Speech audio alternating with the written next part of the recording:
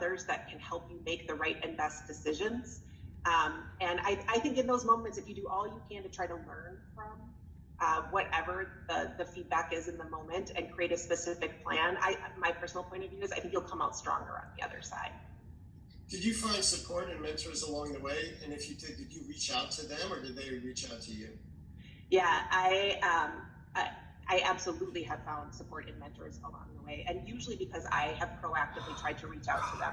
But a mentor doesn't always know when you need their help, advice, support. You, I believe, need to put yourself out there and ask and make it clear when you need some support. And so in moments like that, or in moments of very difficult decision making, surrounding yourself with mentors along the way is incredibly important. But it's up to you to proactively leverage them and make sure that you are setting the objectives, you're setting the agenda for what it is that you really need and want from them.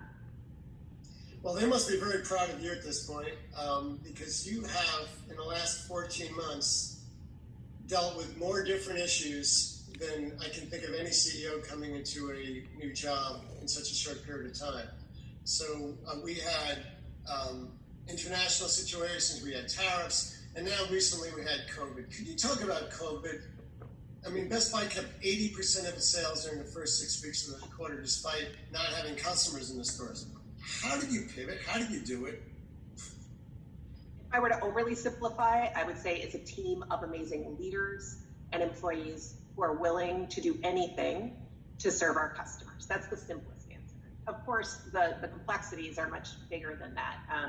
The first thing that I would say is there's things you plan for as a leadership team, and then there are completely unwritten playbooks. And this was one of the unwritten playbooks. It's interesting, the pandemic has changed completely the way that we work, the way we learn, the way we entertain. And Gary, you know this better than anyone, it's all on the back of technology. Everything we are doing right now, mainly sequestered to our homes, is done with technology. Cooking, entertaining, gaming in my house, a lot of working and learning. And that actually only underscored our purpose at Best Buy.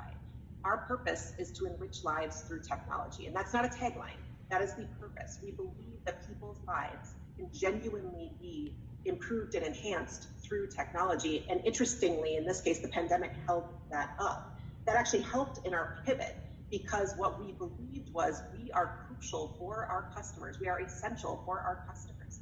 The question became, how can we deliver those essential services in a way that's as safe as possible? And so very early in the pandemic, I set up 3 priorities for us to prioritize the work. The first was keep our employees and customers safe. The second was protect the employee experience for as long as possible, for as many as possible. And the third was to come out the other end of this, not just a vital company, but a vibrant one. And I think those 3 goals and parameters allowed the team to constantly prioritize decision-making and help us iterate the operating model incredibly quickly. But I'm going to go back to where I started. At the end of the day, it is genuinely about a team who is willing to think differently than they've ever thought before, and then iterate solutions literally constantly. I appreciate those 3 goals, especially the first one, to focus on safety. You know, we had a little announcement of our own yesterday. We announced that CES will be digital only, and we will not have a physical event in Las Vegas. How did you respond when you heard that, just out of curiosity, since I'm asking you questions? Well, first of all, I would just say kudos to you for making such a sizable decision.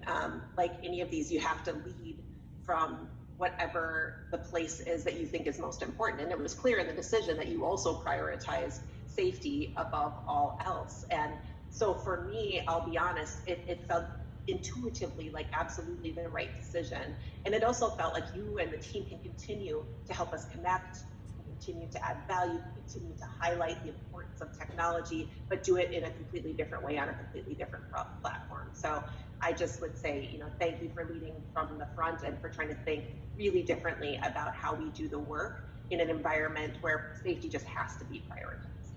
Well, thank you. I had no idea what your answer would be, but I appreciate hearing that one. Let's talk about a tougher part of what we've been through, or you've been through really, is the furloughs. You had to make some decisions really quickly. and you have to communicate them amid a very uncertain future, harsh business realities. But you've also accompanied that with an announcement recently, the minimum wage. Could you tell us about the minimum wage decision and the furlough decision, how you approached that and what your thinking was? Yeah, so I think every CEO right now is trying to balance many constituencies all at once.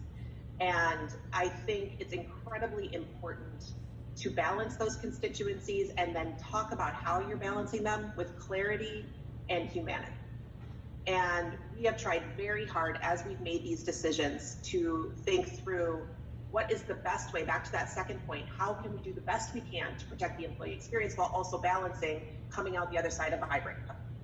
And when we made the furlough decision, we actually, what people don't know is we actually paid all of our employees for the 4 weeks leading to that. So we flipped to